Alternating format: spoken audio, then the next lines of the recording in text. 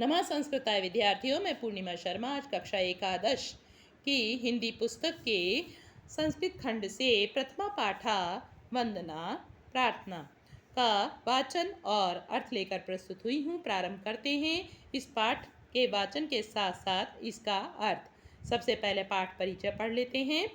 ये श्लोक ऋग्वेद, ईशावास्य उपनिषद, यजुर्वेद एवं कठोपनिषद से उद्धृत यानी लिए गए हैं।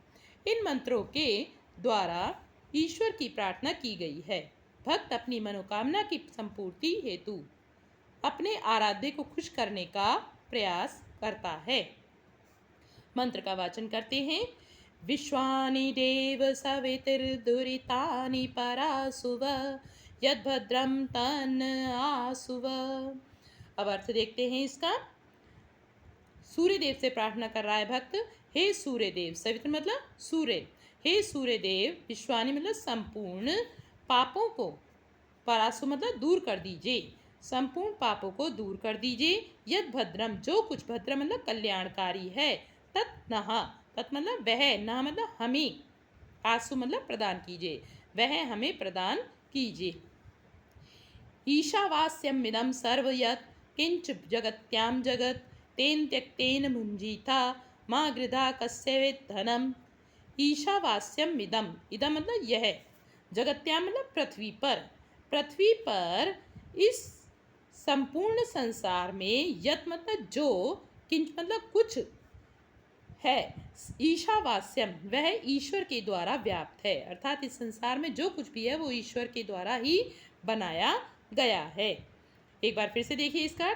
इदम इस संसार में, जगत में संसार में, यहाँ से शुरू करेंगे। जगत्या मतलब पृथ्वी पर, इस संसार में, यत् किंच जो कुछ है, तत् सर्वम ईशावास्यमिदम वह सब कुछ ईश्वर के द्वारा, वास्य मतलब आच्छादित है, ढका हुआ है या व्याप्त है, कुछ भी लिख सकते हो आप इसे। तेन त्यक्तेन भुंजीथा यानी कि जो कुछ हमें प्राप्त है वो ईश्वर ने हमें दिया है, तो उसका क्या करना है। तेन मतलब उसके द्वारा, त्यक्तेन उसका त्याग के साथ, भुंजीता उपभोग करना है, यानी कि जो भी वस्तु हमारे पास है वो सब हमें अपने लिए ही नहीं बल्कि दूसरों के लिए भी उसको देना है। माँ गृधा कस्यवित् धनम, गृधा मतलब लालच, कस्यवित् मतलब किसी के भी, धन का लालच माँ मतलब मत करो।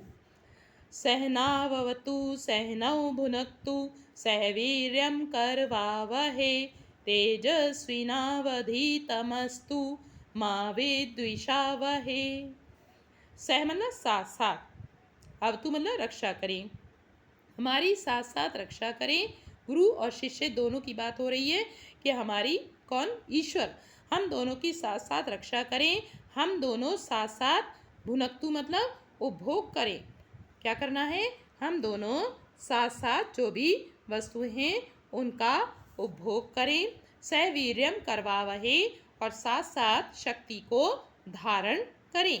तेजस्विनावधीत मस्तु और जो हमारा अवधीत मस्तु, जो हमारा अध्ययन हो, हम दोनों का ही जो अध्ययन हो, ज्ञान हो, वो हमें तेज प्रदान करे, अर्थात हमें ज्ञान प्रदान करे। माँ विद्विषावहे और हम किसी से भी द्वेष ना हो, हमारा किसी से भी विद्वेष यानी द्वेष ना हो, ईर्ष्या ना हो, माँ का मतलब ना हो। उत्तिष्ठत जागृत प्राप्य वरान निबोधत, उत्तिष्ठत मतलब उठो, जागृत मतलब जागो, प्राप्य और किस लिए उठकर जागना है, वरान निबोधत, वरान मतलब श्रेष्ठ, जो श्रेष्ठ ज्ञान है, निबोधत मतलब उसको प्राप्त करो। श्रेष्ठ ज्ञान क्या है उसको जानकर प्राप्त करो, यानी कि कुछ भी आपने देखा सुना और उसको अपने अंदर धारण कर लिया, जो आपके लिए श्रेष्ठ ज्ञान है, जो आपके लिए कल्याणकारी है, उसको आप जानकर प्राप्त करो। यतो यतः समीहसे ततो नो अभयं कुरु शन्नः कुरु प्रजाभ्यो अभयं नः पशुभ्यः। यतो यतः समीह से, अब अंत में प्रार्थना कर रहा है भक्त कि जिस जिससे, समीह से मतलब चाहते हो, हे ईश्वर जिस जिससे चाहते हो, ततो नो अभयम कुरु उस उससे, नो मतलब हमें, अभयम कुरु भय रहित कर दो।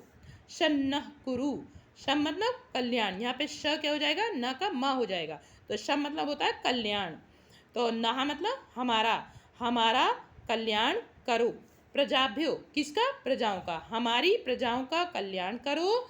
और अभयम नः पशुभ्यः, केवल प्रजा की बात नहीं हो रही है, यहाँ पर पशुओं के भी कल्याण की बात की गई है कि हमारे पशुओं को अभयम निर्भय कर दो।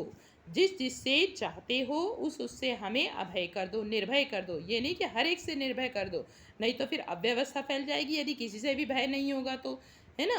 तो यहाँ पर क्या बता रहे हैं कि जिस जिससे ही ईश्वर चाहते हो हमें उससे अभय निडर कर दो और हमारी प्रजाओं का कल्याण करो।